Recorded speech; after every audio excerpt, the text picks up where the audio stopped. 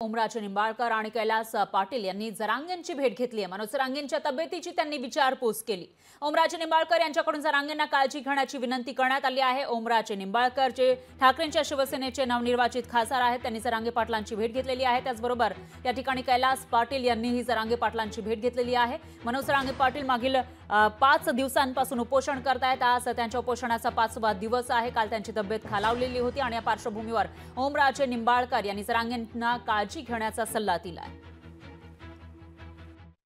त्यांची समाजाला गरज आहे प्रचंड मोठ्या प्रमाणात, कारण कधी नव्हे ते समाज त्यांच्या माध्यमातून एकत्र आलाय आणि त्यांनी त्यांच्या प्रकृतीची काळजी घेणं गरजेचं आहे।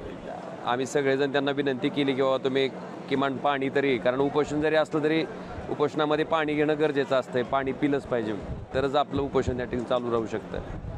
ती विनंती केली त्यांना, पण त्यांना गिळताना पण त्रास होतोय असं म्हणणं आहे।